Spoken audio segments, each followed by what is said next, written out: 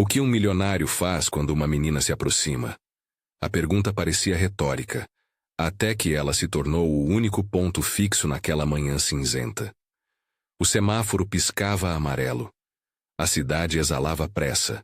Motos cortavam a avenida, ônibus soltavam o ar dos freios e um BMW preto aguardava na faixa da direita. Motor em marcha lenta, ar-condicionado soprando um conforto discreto. Daniel Carvalho ajustou a gravata, olhou o relógio pela terceira vez. Reunião às 9h30. Apresentação com investidores às 10. A rotina era medida em minutos e decisões. Aos 35 anos, proprietário de uma série de empresas, ele havia aprendido a transformar imprevistos em eficiência. A vida, para ele, cabia numa agenda bem organizada. Foi quando a viu. Na calçada, sob a marquise de uma padaria, uma menina de olhos grandes e expressão mais velha que a idade, segurava 2 bebês enrolados em cobertores que já não eram mais do que panos puídos. O vento levantava fios de cabelo rebelde. Havia poeira no vestido e um cansaço que o rosto infantil não deveria carregar. Ela olhou para a rua como quem mede perigos, olhou para o carro como quem calcula probabilidades, olhou finalmente para Daniel com uma objetividade quase clínica e perguntou sem rodeios como se aquela pergunta fosse a única que poderia determinar o que vinha a seguir. Você fica com a gente? A pergunta atravessou a vidraça do carro como algo cortante. Um instante de suspensão. Os freios do carro, a respiração de Daniel, o semáforo que mudava sem a tecla de continuar. A urgência daquela voz pequena desmontou, por um segundo, todas as prioridades escritas em sua agenda. Ele poderia ter seguido. Poderia ter energizado mais um dia de reuniões, delegado aquela cena a quem passasse ali depois. Era o que a maioria faria. Mas havia algo na firmeza daquela criança que não pedia esmola. Pedia pertencimento. Daniel desligou o motor antes mesmo de a placa do semáforo acender o verde. Saiu do carro com a gravata ainda abotoadas, o terno Hugo Boss marcando uma precisão de vida, que por alguns instantes divergia do que acontecia à sua frente. Aproximou-se devagar, como quem não quer assustar. A menina recuou um passo, o corpo pequeno pronto para proteger os bebês. Ele levantou as mãos em sinal de paz. Oi, meu nome é Daniel, disse, e a voz soava menos firme do que o terno. Está tudo bem. Ela avaliou a sinceridade como quem pesa moedas. Os bebês mexiam-se, resmungando. Um ouvido atento notaria náusea, fome reprimida. A menina respondeu com cautela. Eu sou a Isa. Eles são o Miguel e o Pedro. Estamos esperando. Era a maneira infantil de dizer sobrevivendo. Daniel notou o detalhe mais humano. Uma marca de doçura no canto da boca dela, como se tivesse oferecido balas de açúcar a alguém há não muito tempo. Um pedaço de infância que não o deixou indiferente. Vocês precisam de ajuda? Ele perguntou. Ela olhou diretamente nos olhos dele e a pergunta saiu curta, sem rodeios. Você fica com a gente? Era a mesma pergunta, agora repetida como se confirmar a atenção fosse a única garantia de que aquela oferta não se dissolveria no vento da cidade. Havia confiança depositada num estranho. Havia coragem. E havia uma expectativa tão grande que fez Daniel perceber o quão pequeno era seu próprio mundo de prioridades. Naquele instante, a reunião desapareceu. A planilha com projeções, os números azuis e vermelhos, pareceram menos palpáveis que os corpos aquecidos nos braços daquela menina. A decisão foi instantânea como um reflexo. Convite, socorro imediato. Ele ofereceu. Venham comigo. Vamos cuidar disso. Ela hesitou. A desconfiança de quem vive de vigílias era uma muralha difícil. Depois, um instante de cálculo. O terno, o carro limpo, a promessa de comida. Aceitou. No banco traseiro do BMW, os bebês reclinaram-se no cheiro de couro novo e plástico. Isabela segurou firme uma das fraldas, os dedos calejados por uma infância prematura. Daniel dirigiu sem ligar o GPS, guiado mais pelo instinto do que por conhecimento. As ruas que antes eram atalhos para reuniões tornaram-se vias de cuidado improvisado. A chegada ao apartamento de Daniel foi um choque de contraste. O prédio era silencioso, com um hall perfumado e obras de arte contidas nas paredes. No elevador, Isabela olhou os painéis espelhados e viu o reflexo dela mesma com um homem cercado de privilégios. Não havia pompa naquele momento. Havia um encontro entre dois mundos. Ele abriu a porta e o apartamento ofereceu um espaço de luz branda, uma sala que cheirava a madeira recém-lustrada e café. A primeira hora foi uma aula rápida sobre coisas básicas que Daniel nunca precisara aprender. Como segurar um bebê que chora sem o desespero de um executivo, como ferver água para o leite, como aquecer a casa sem transformar o gesto em espetáculo. Eles foram a um supermercado perto. Ele empurrou o carrinho com a velocidade de quem faz comparativos de marcas na cabeça. Ela escolhia os itens com a experiência de quem aprendeu a economizar o máximo possível. Havia uma coreografia entre as escolhas. Fraldas, leite em pó, lenços umedecidos, um pacote de biscoitos para que a menina tivesse algo para si. No caixa, a moça do supermercado sorriu com surpresa ao ver o terno Hugo Boss empurrando um carrinho com mantimentos infantis. Daniel pagou sem que a carteira se abalasse minimamente, e Isabela, por instinto educado, agradeceu. O simples obrigada soou como música. Ele começou a aprender palavreado de cuidado, que não estava nos relatórios de sua vida empresarial. Em casa, a cena cotidiana se desenrolou com uma naturalidade que doía de tão humana. Banho improvisado num balde, toalha macia cedida por hábito de hotéis e uma paciência recém-descoberta. Daniel sorriu enquanto Isabela mostrava com precisão como trocar uma fralda sem criar DRs entre as voltas do pano.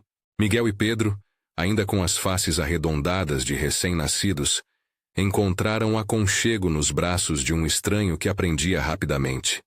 Havia uma coreografia afetiva que nascia por necessidade. Isabela acalmava, Daniel ajudava com as mamadeiras, e os bebês acalmavam ao som das vozes que, há pouco, não existiam naquela casa.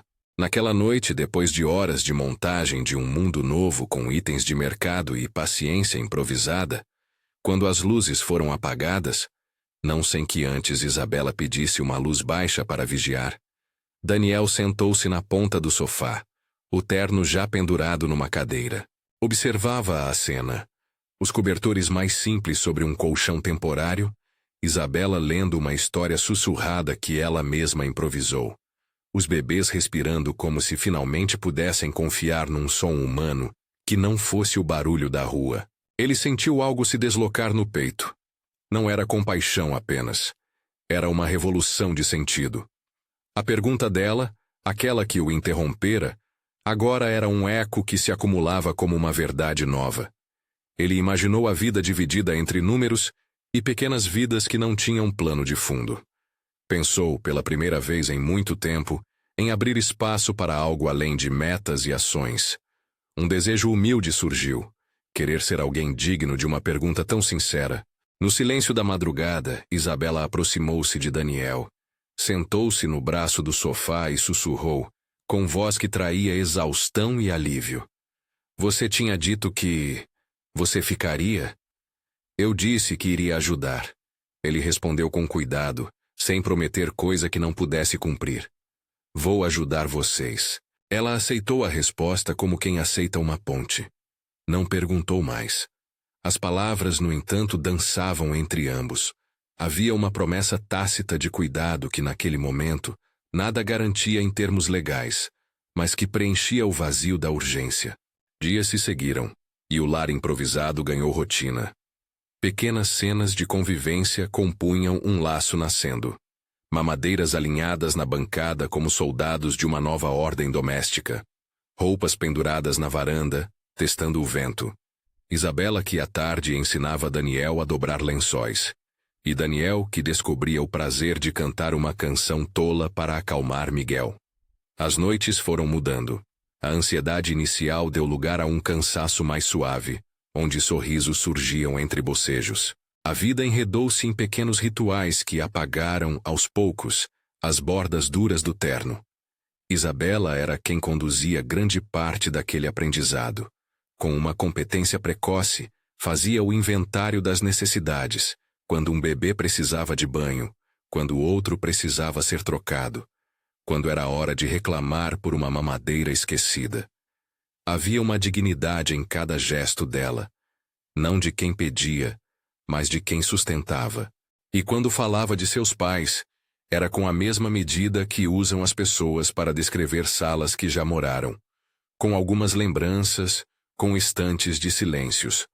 Contou que depois da morte deles, os meses na rua haviam imposto regras duras para sobreviver, que vendia pequenos pacotes de bala, que às vezes pedia, que às vezes trocava favores.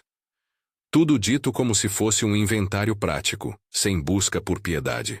Daniel escutava, e aquelas histórias, ao invés de produzir uma compaixão externa, produziram uma responsabilidade interna.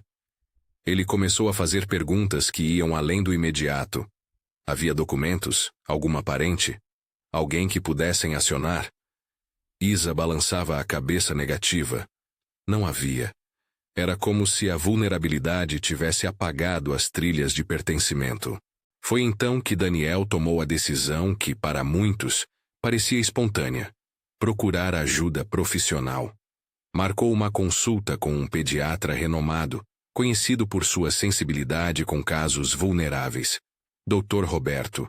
A consulta serviria tanto para avaliar a saúde das crianças, quanto para traçar um caminho formal, evitando que o gesto de um dia se transformasse em um ato ilegal. Daniel, ainda que movido pela urgência humana, sabia que havia consequências legais num abrigo improvisado. Ele não queria esconder nada, queria legitimar o cuidado. No consultório, Dr. Roberto olhou os bebês com a ternura de quem trabalha há décadas com fragilidades que pedem técnica e afeto. Fez perguntas práticas, verificou vacinas, pesou e disse com calma profissional: eles estão desnutridos, mas em processo de recuperação. Precisam de acompanhamento. É bom que alguém os tenha tirado da rua. Agora precisamos documentar esse quadro e encaminhar o caso para as vias corretas. Eu quero ajudar, disse Daniel direto. Quero saber como formalizar isso. Não pretendo tomar decisões fora da lei. O médico assentiu, como quem ouve e reconhece a diferença entre impulso e projeto. Ofereceu encaminhamentos. Avaliação psicológica para Isabela, visita social, relatórios médicos, um cronograma de acompanhamento. Era o mapa que respeitava a burocracia sem empurrar a dignidade para fora. Daniel sentiu alívio. Havia agora uma trilha que atravessava o labirinto institucional. Nos dias seguintes, a casa tornou-se um ponto de encontro de profissionais e boa vontade. Dr. Roberto passou a enviar relatórios sucintos sobre a evolução dos bebês. Uma assistente social indicada pelo médico fez uma primeira visita não ameaçadora, apenas para coletar informações. Vizinhos ofereceram roupas e brinquedos, e Daniel, com o pragmatismo que lhe era habitual, começou a organizar pastas. Comprovantes de compra, histórico médico, fotografias que mostravam a evolução das crianças. A cada papel colocado em ordem, sentia-se mais seguro de que aquela história poderia ser contada dentro da lei. Isabela observava as movimentações com interesse contido. Era como se o cuidado começasse a virar, lentamente, uma coleção de bastiões legais que protegessem o porto que ela havia escolhido confiar. E foi em meio a essa organização que surgiu a primeira resistência real. Uma visita formal de uma assistente social designada pelo órgão municipal. Ela se chamou Carla Mendoza. Diferente da visita inicial, que parecia mais humana, Carla chegou sabendo da presença das crianças na casa de um homem solteiro, de alto poder aquisitivo. Protocolos foram lidos com a frieza de quem guarda deveres. Documentos foram solicitados como se previamente julgasse cenários de risco. Carla era uma mulher de voz firme, olhos que anotavam, e um caderno onde rabiscava categorias que pareciam pautar a decisão. Olhou os bebês, mediu a casa com o olhar e fez perguntas que, para Isabela, soavam como juízos. Perguntas sobre documentos, sobre onde estavam os pais, sobre registros de violência. A atmosfera mudou. Onde antes havia empatia, instalou-se um rigor que lembrava a institucionalidade da vida pública. Pelo protocolo, disse Carla sem levantar a voz como se a palavra justificasse o gesto. A prioridade é a proteção da criança. Vamos ter que avaliar a situação e, se necessário, encaminhar os menores para abrigos ou famílias cadastradas. A frase caiu como pedra. Para Daniel, foi o primeiro choque de realidade. Ajudar não é sempre suficiente. Há regras que exigem cumprimento. Para Isabela, foi uma ansiedade que apertou o coração. Ela viu, em segundos, o risco de perder aquilo que começava a parecer um lar. A palavra protocolo soou como um muro entre a legalidade e o humano. Daniel tentou explicar. Havia sido ele quem os tirara da rua, que procurara um médico, que organizara documentos. Mostrou comprovantes, relatórios e prometeu colaborar com o processo. Carla anotou, analisou e respondeu com frieza burocrática. Vamos ter que encaminhar estes documentos ao setor responsável. Faremos visitas e avaliação psicológica. Até que haja uma decisão judicial ou medida protetiva adequada, os procedimentos seguem o previsto. A tensão era palpável. Isabela apertou os bebês junto ao corpo, como se pudesse ocultá-los do veredito invisível que se anunciava. A possibilidade de separação, ainda que por tempo determinado e por medida de cuidado, pairou como nuvem pesada. Daniel sentiu o chão tremer sob seus pés. Mesmo com toda a sua capacidade financeira, percebeu que não poderia resolver tudo com um cartão de crédito ou com boas intenções. Existia ali um sistema que ele precisava aprender a navegar. Naquela noite, depois da visita, a pergunta de Isabela voltou, menor, quase um sopro. Você fica com a gente? A repetição da frase tinha agora outra cor. Não era só um pedido de abrigo, era um questionamento sobre o que, efetivamente, ele estava disposto a enfrentar. Daniel respondeu com mais firmeza do que esperava. Eu vou fazer o que for preciso. Não prometo que será fácil, mas eu fico. A promessa de permanecer ganhou formas práticas. Telefonemas a advogados, busca por assistentes sociais que pudessem ver aquele caso com nuances e uma decisão de documentar tudo com rigor. Para Daniel, aquilo passou a ser uma missão, não de show público, mas de responsabilidade concreta. Ele começava a entender que a pergunta de Isabela não era um pedido impulsivo. Era um pedido que exigia uma resposta que atravessasse papéis, tribunais e olhares públicos. Ainda assim, a tensão não diminuiu. Carla comunicou que, por protocolo e pela necessidade de garantir a proteção imediata das crianças, haveria uma avaliação, e que se o laudo indicasse risco, poderia haver remoção temporária até as medidas legais serem definidas. A palavra remoção soou como um golpe. Isabela, que havia encontrado alguma paz na rotina improvisada, recuou para um canto do sofá e segurou os bebês com força. Daniel sentiu um peso novo. Não bastava doar tempo. Havia que articular provas de um vínculo, demonstrar que a estabilidade física e emocional estava sendo construída sob responsabilidade adequada. Era o momento de agir com prudência e estratégia. As primeiras estratégias foram simples e honestas.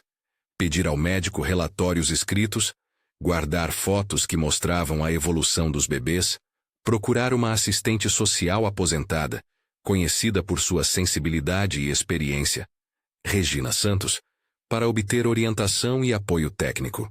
E, se preciso, contratar um advogado para orientar sobre os passos legais. Daniel sabia que a opinião pública poderia ajudar ou atrapalhar, e por isso decidiu por enquanto manter discrição. Nada de espetáculos. Cuidar, documentar e ouvir os especialistas. Passaram-se dias de preparação e documentação. Havia telefonemas, arrumações, noites sem sono. Isabela, por sua vez, fez o que sempre fizera. Protegeu os bebês. Suas mãos eram pequenas, mas firmes. Sua voz, quando cantava, fazia sinais de calma. Ela também aprendeu a confiar aos poucos, um processo lento e cauteloso. Quando tinham um momento de normalidade, ela ria, e esse riso soava como uma promessa de que algum futuro poderia ser diferente. Foi numa tarde de céu limpo, quando Daniel organizava uma nova pasta de documentos, que alguém bateu à porta com a formalidade de quem representa um estado. A campainha soou, e lá fora, a voz que ele já conhecia, a de Carla Mendoza, pediu para falar. Daniel abriu a porta com calma. Carla entrou, acompanhada de 2 agentes, e trouxe na expressão a seriedade do trabalho que pretendia fazer. Não houve agressividade. Houve apenas o frio dos procedimentos. Ela pediu para ver a documentação, para conversar com Isabela separadamente, e explicou que havia denúncias anônimas que requeriam avaliação imediata. Isabela ficou em silêncio, os olhos reduzidos a pequenas estrelas de receio. Miguel e Pedro choraram, instintivamente atentos à mudança no ambiente. A casa, por alguns segundos, deixou de ser um abrigo para se tornar uma sala de audição. Daniel sentiu a balança da vida pender para um lado que não controlava. Pensou nas implicações, medidas provisórias, possível remoção, acusações formais se alguém interpretasse aquela ajuda como retirada indevida. E foi nesse ponto que a história se deteve. Não num desfecho, mas numa interrogação maior. A pergunta que iniciara tudo voltava a pulsar, agora carregada de consequência. Você fica com a gente? Ele havia dito que sim. Mas as palavras precisavam atravessar papéis, laudos e olhos avaliadores. E enquanto a assistente social folheava documentos e conversava com voz formal, no peito de Daniel, uma inquietação nova se instalava. A consciência de que responder sim era só o começo de uma luta que exigiria mais do que boa vontade. E você, o que faria? A campainha tocou, e o silêncio que se instalara minutos antes foi substituído por uma atenção tensa. Carla folheou as folhas com um olhar de quem já decidiria antes de escutar tudo. Ela pediu que Isabela entrasse para conversar sozinha. Pediu que os bebês fossem examinados novamente. Daniel acompanhou cada gesto com a sensação incômoda de estar sendo avaliado por uma balança que ele ainda não sabia manusear. Isabela saiu devagar do sofá, os olhos baixos. Quando a porta fechou, Daniel tentou conversar com Carla com a voz mais calma que conseguiu. Entendo o protocolo, disse. Mas precisamos pensar nas crianças. Elas acabaram de sair da rua. Têm ganhado peso, dormem melhor, se acalmam aqui.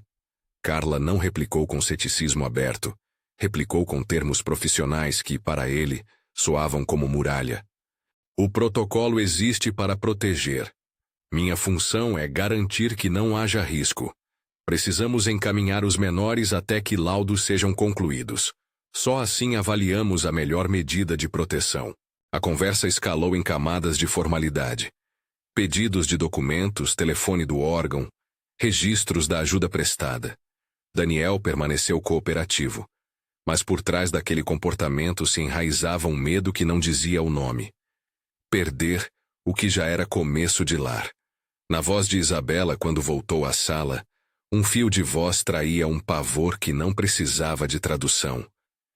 Eles não têm outra pessoa, murmurou ela. Havia dias que Daniel vinha construindo provas, organizando relatórios médicos, achando aliados.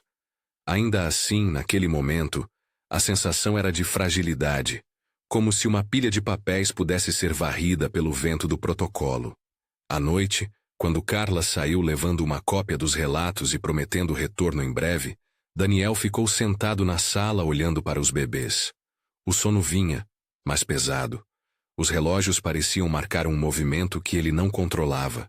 Na manhã seguinte, um alarme diferente quebrou a rotina.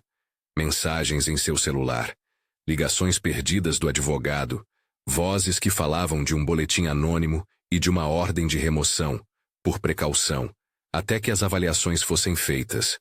Alguém, em tom burocrático, havia decidido que o risco, mesmo que de baixa probabilidade, exigia medidas imediatas. O coração de Isabela apertou. Ela repetiu a pergunta que já fora a marca inicial, e agora era uma súplica. Você fica com a gente?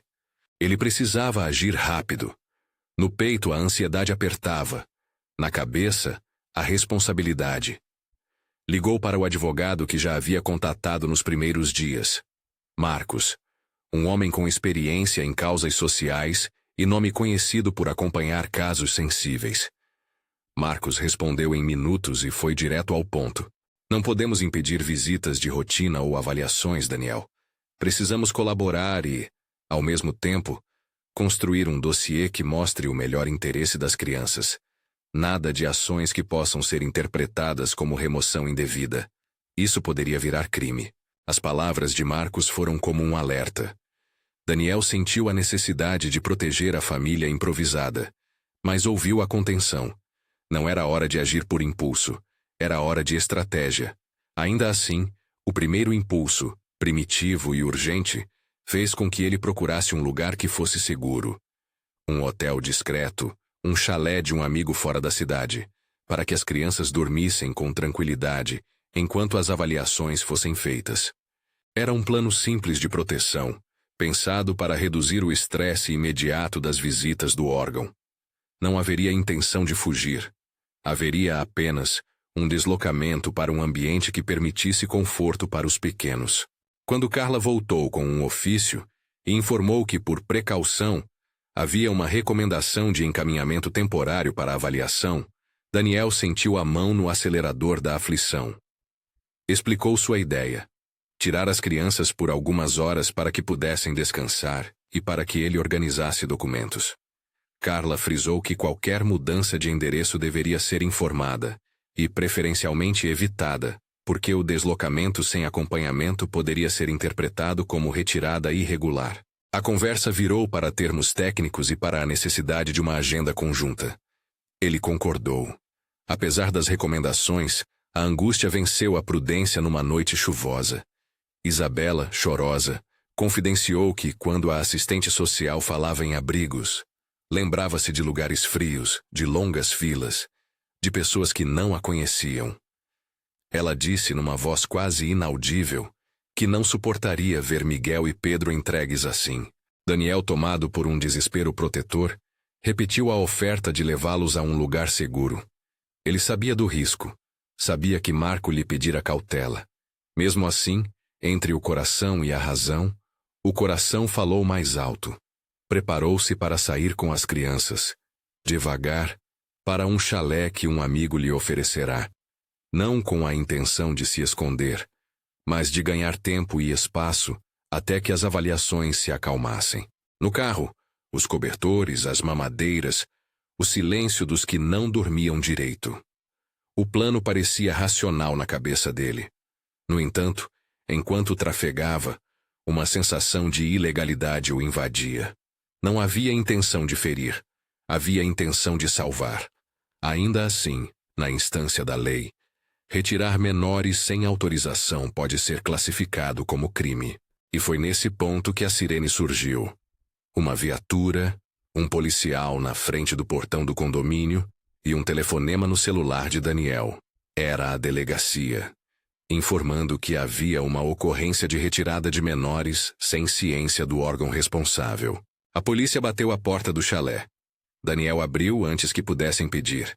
Havia ordem de averiguação. O oficial, com postura respeitosa, explicou a situação. Denúncias, denúncia anônima e a necessidade de verificar condições. A notícia se espalhou rápido, e aquilo que ele soubera ser um ato de proteção foi lido por outros como risco. A imprensa local, atraída pela movimentação, já circulava a rodas. Um homem rico que teria levado crianças. A manchete que mais tarde tomaria rumo de viralidade. A acusação formal foi breve e prática. Haveria um registro policial para a averiguação e, conforme relato, poderia iniciar um processo por retirada indevida.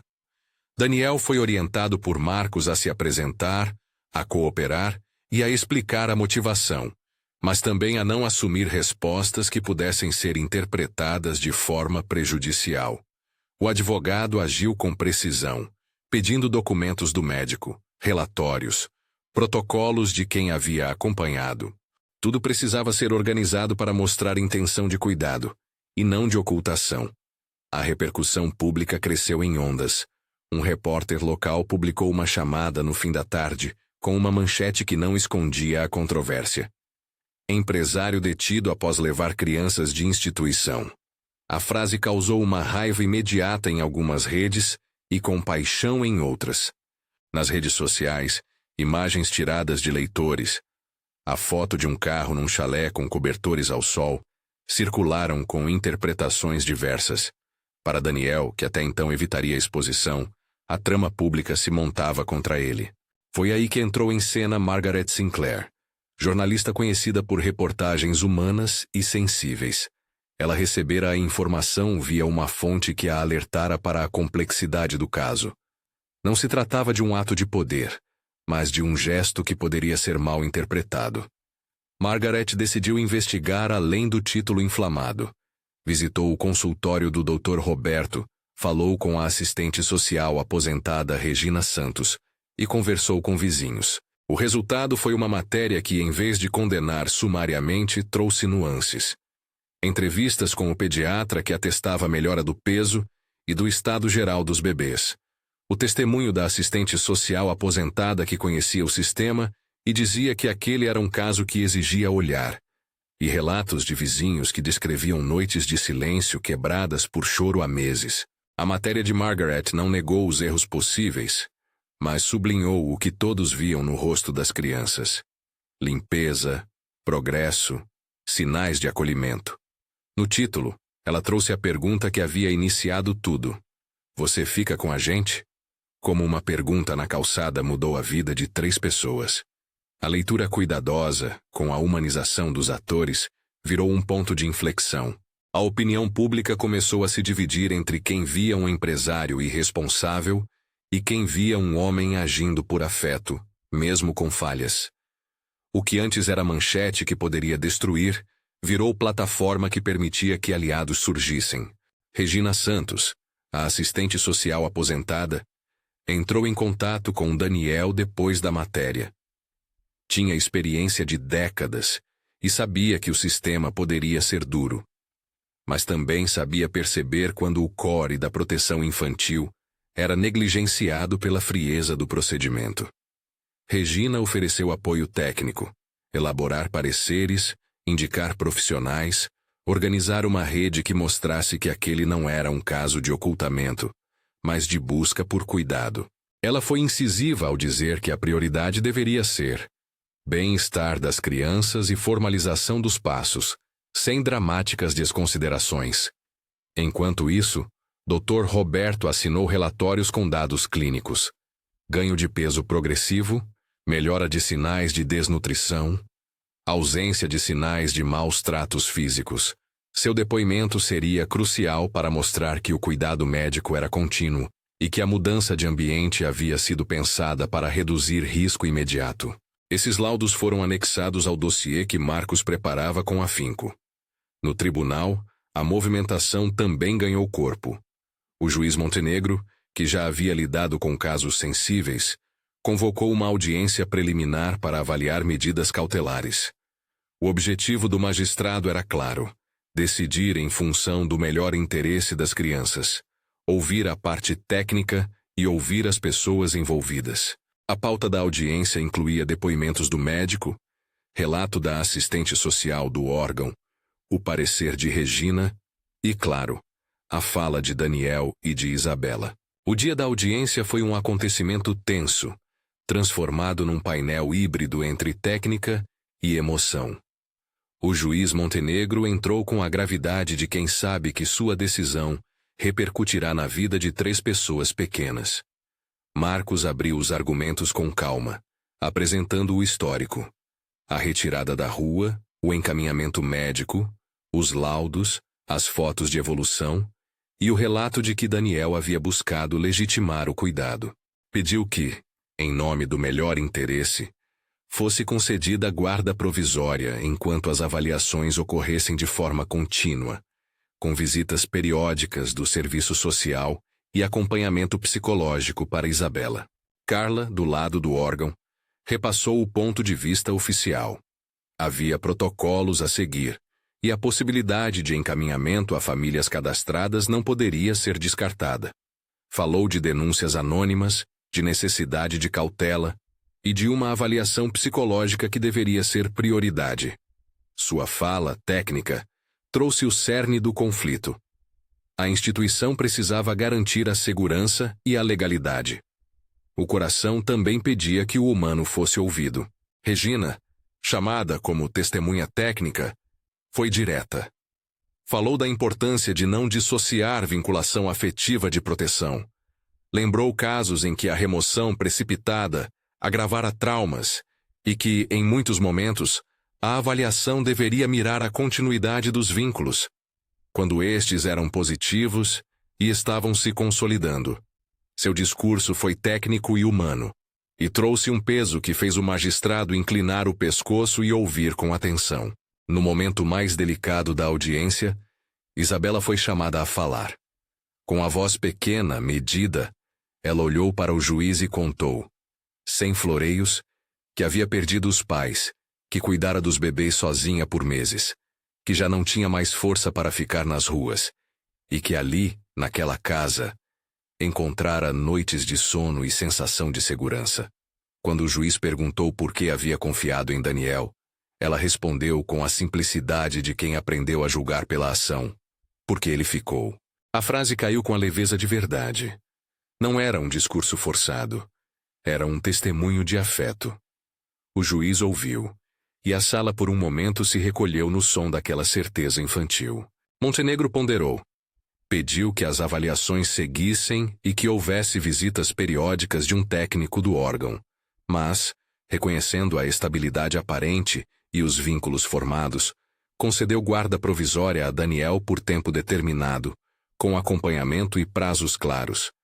Avaliações psicológicas para Isabela, laudos médicos para os bebês e visitas monitoradas durante 6 meses, ao término dos quais o tribunal reavaliaria a possibilidade de adoção ou manutenção de medidas protetivas. As medidas foram pensadas para equilibrar proteção e continuidade. A decisão foi recebida com alívio, mas também com cautela. Carla, embora não contente, acatou a decisão e reforçou a necessidade de cooperação. Daniel chorou pela primeira vez desde que encontrara Isabela na calçada, não de alívio egoísta, mas da mistura de medo e gratidão. Ele sabia que a batalha não terminara ali, começava ali. Nos meses que se seguiram, a rotina transformou-se em uma escala de pequenas vitórias e esforços contínuos. Havia avaliações psicológicas para Isabela, que lidava com lembranças dolorosas. Um psicólogo indicou terapias lúdicas e relatórios periódicos sobre sua capacidade de vincular-se. Os bebês passaram por acompanhamento nutricional e vacinal. No prontuário do pediatra constavam curvas de crescimento que subiam lentamente, como degraus firmes. Regina comparecia com frequência, dando orientações, escrevendo relatórios que faziam parte do dossiê jurídico. A imprensa, desta vez, em tom mais contido, acompanhava as fases com reportagens que mostravam a complexidade sem inflamar paixões. Daniel mudou seu ritmo de vida, delegou funções na empresa, aprendeu a conciliar reuniões com horários de vacina, iniciou participação em grupos de apoio a pais adotivos de primeira viagem. A transformação era profunda.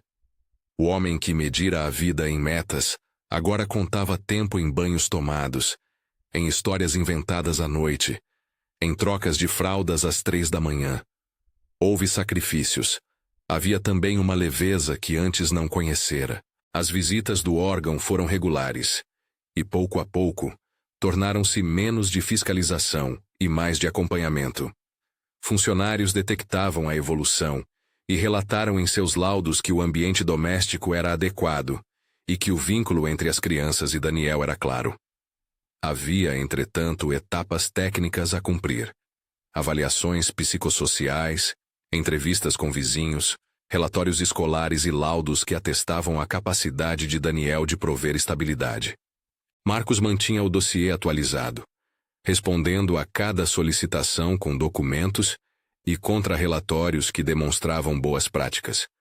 O avanço mais importante ocorreu quando Margaret publicou uma série de matérias que aprofundaram o caso. Não só a pergunta inicial e o gesto de Daniel, mas também a batalha institucional, o esforço médico e as transformações na vida de Isabela. A abordagem jornalística trouxe doações de vizinhos, voluntariado de uma creche local e apoio de organizações que atendiam crianças em situação de vulnerabilidade. A onda de solidariedade, quando bem direcionada e organizada, fortaleceu o argumento de que a permanência em um lar que se mostrava amoroso e capaz poderia ser melhor que a institucionalização imediata. Em paralelo, Carla sofreu críticas de alguns colegas e elogios de outros. O caso expôs a necessidade de ponderação no uso de protocolos. Ela manteve sua postura, mas reconheceu, em uma conversa privada com Regina, que procedimentos frios nem sempre captavam a complexidade humana. Essa admissão não apagava a existência do protocolo, mas abriu caminho para um diálogo mais sensível entre o órgão e a rede que se formara em torno das crianças. A cada laudo positivo, a segurança jurídica crescia.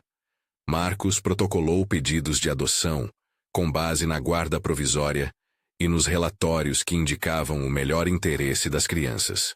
O juiz Montenegro analisou os papéis, ouviu novamente Isabela e o médico, e autorizou a abertura dos trâmites para a adoção, com os prazos legais que a lei exige, avaliações, tempo de convivência e pareceres técnicos. Não era um processo instantâneo. Levou meses, e foi nesse tempo que a história ganhou contornos de uma família possível. Durante uma dessas tardes de espera, enquanto lavava roupinhas pequenas, sentindo como que cada fio de tecido se impregnava de cotidiano, Daniel recebeu uma ligação de Isabela que o fez parar de unir meias. Na linha, a voz dela, habitualmente séria, vinha embargada de excitação. O Miguel deu o primeiro passo hoje. Ele cruzou a sala até o berço improvisado para abraçar o bebê que, agora, quase tropeçava com as pernas curtas, rumo a um novo mundo de passos.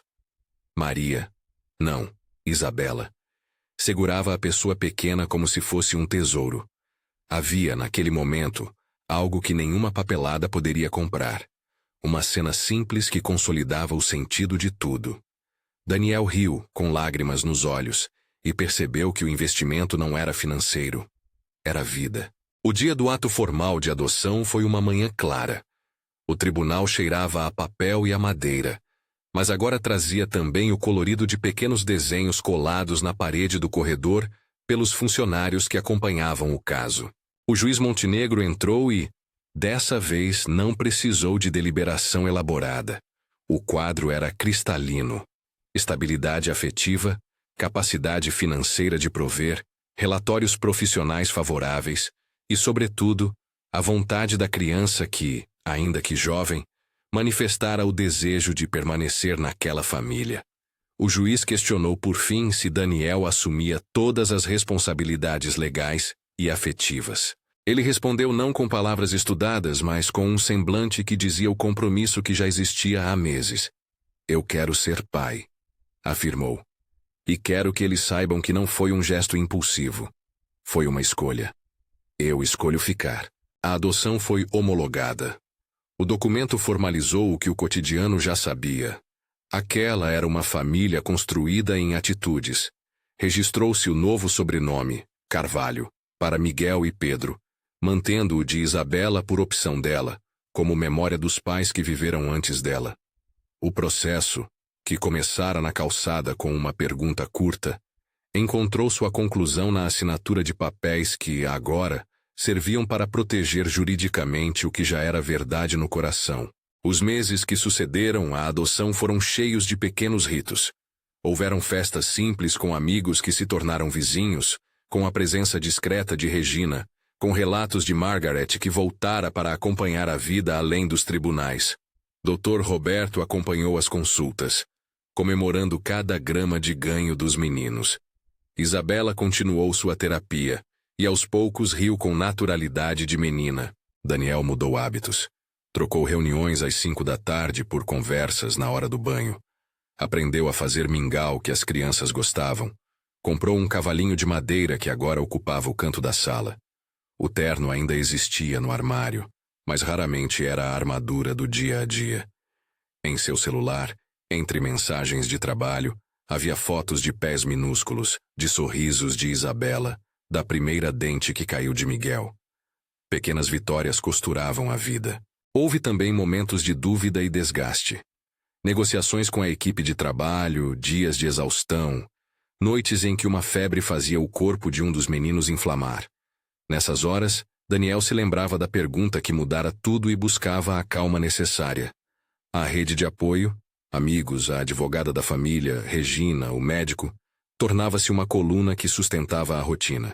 Em uma manhã de domingo, no pequeno jardim que alguém ajudara a cultivar na frente do prédio, Miguel, agora com passos mais seguros, ensaiou uma corrida até a camisa de Daniel.